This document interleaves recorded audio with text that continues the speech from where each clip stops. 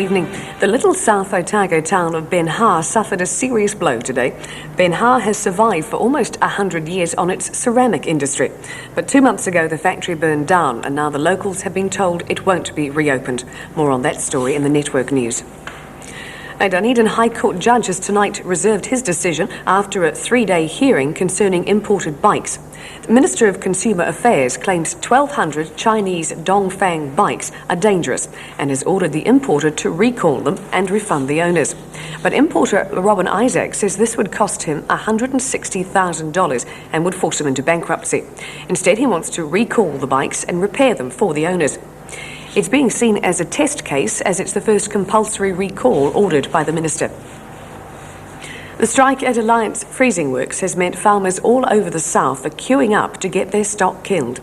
In South Otago, the drought's made things much worse for farmers who were hoping to get rid of excess stock long before the winter. Kathy Graham reports. Ray Mackenzie's been farming for 25 years, but he says this is one of the worst situations he's seen. The combination of weeks of drought and the strike at the Alliance Works have left him feeding out 2 months before winter. He's got 2,500 sheep on his farm and they're hungry. The drought's broken here now, but it's probably too cold for much grass to grow. The sheep he would have sent to the works weeks ago now have to be fed hay and nuts, the farm's precious winter stock. It's a concern. There's no two ways about it. It's going to be a long winter if we've got an extra, say, 2,000 odd lambs on board. That's a lot of mouths to feed, especially during the winter time. Ray Mackenzie says he's not just blaming the strike. The drought's left paddocks bare and farmers with fewer options. But he's philosophical.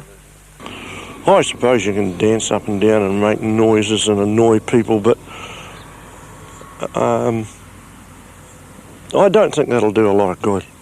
I think we've just got to sit and wait and let them sort it out themselves.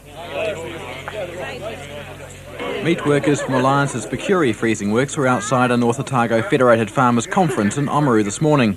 The reason, Alliance Chief Executive Sandy Murdoch was guest speaker. His prepared address was mostly about the Alliance Waitaki merger. The question and answer session was all about the 5-week-old strike. Mr Murdoch made it plain that Alliance was out to change a few things in the industry for the benefit of its shareholder suppliers. He had some harsh words for national leaders of the union. Who are not identifying with the needs of the industry in the South Island, if they ever had it at any stage. They are experts in redundancy because they've closed so many plants in the areas which they come from.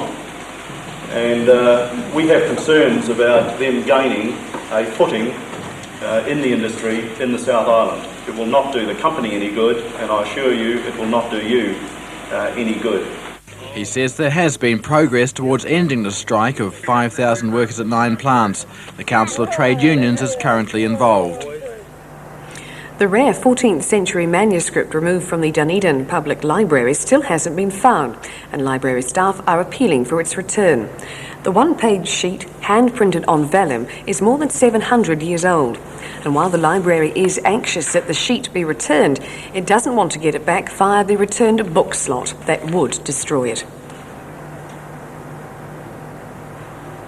Netball fans in the south have done it again. A full house at the Dunedin Stadium for the New Zealand-Jamaica Test had officials and sponsors grinning from ear to ear.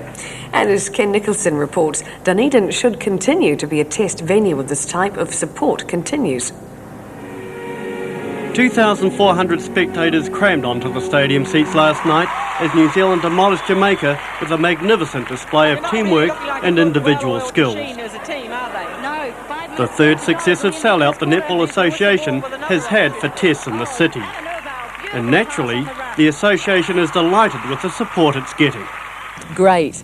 We're a brilliant crowd, and the public here, they appreciate good netball or any sport really, and they support both sides. That's a brilliant atmosphere.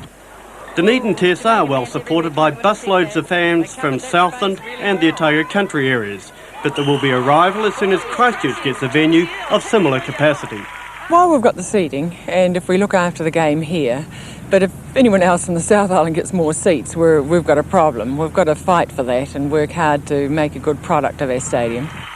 But in the meantime, Dunedin can rest happy that it's proving to the rest of the country that it can finance and successfully stage tests in the south.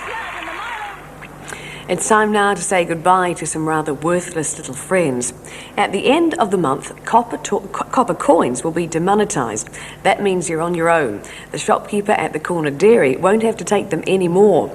All you can do is send them off to the nearest branch of the Reserve Bank. But as Mark Price discovered, there is a snag with that. So here we are with $100 worth of 1 and 2 cent coins. Now suppose this was next month, the 1st of May for instance, and we decide to cash in our copper coins. Shops and banks won't have to take them, although apparently most banks will continue to. But here's the catch, they won't pay the freight to the nearest branch of the Reserve Bank, and that's in Christchurch, so it's up to you. Right, I'd like to send these to the Reserve Bank in Christchurch, please. How much is that going to cost me to send to Christchurch, sir? $11.20. Right, well, that's not so bad, I suppose. But include insurance and packaging, and your $100 worth dwindles to $80. Out there somewhere, down drains, under car mats, deep in unexplored pockets, are $10 million of copper coins. But losing them is probably more sensible than keeping them as an investment. A 1 cent coin, or 2 cent coin for that matter, isn't really worth anything in today's terms. And really it's only things that have any real value that tend to be worth anything in the future. A 1 cent coin isn't worth anything today, so why should it be worth anything in the future? Let's take a look at the case of the penny. Its last days were in 1967. Today you can buy, say, 500 pennies for as little as $25 from a dealer. And you won't get that if you're the seller. We probably get 2 or 3 people coming into the shop each day with a bunch of coins, and normally they've got a handful of pennies as well. And what's your answer to them when they try to sell them to you? Well, we do buy most of the coins that come into the shop, but we don't pay much for the pennies, unfortunately. How much is a penny worth today? Well, I guess we work them out at 1 or 2 cents each. So, if your money box contains a few copper coins, don't rush in and open it up to beat the end-of-month deadline. The container's likely to be more valuable than its contents. Challenge got underway at Bayfield High School this afternoon to launch Science and Technology Week in Otago. Students from a number of schools took part and the competition was fierce. Here's Lee Davies with a blow-by-blow account. It may have looked like a balloon blowing competition, but there was a little more to it than that. The challenge was to design and construct a vehicle which would carry a standard Moro bar of 66 grams, the greatest distance on a smooth and level surface. And all entries had to be balloon-powered. A pair of pantyhose added style here, if not speed. The standard party balloon was completely unadorned and therefore very light. Perhaps that was the secret of its success.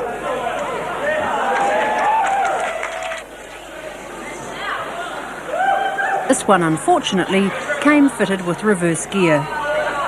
Some designs were innovative enough to cause dispute. The rules called for inflated balloons containing air. The best of both worlds came together in this design. The balloon was certainly inflated, but it worked on the opposite principle to most of the others, taking its power from inflation rather than deflation. And the results spoke for themselves. And that's the programme for tonight. We will be back tomorrow. Good night.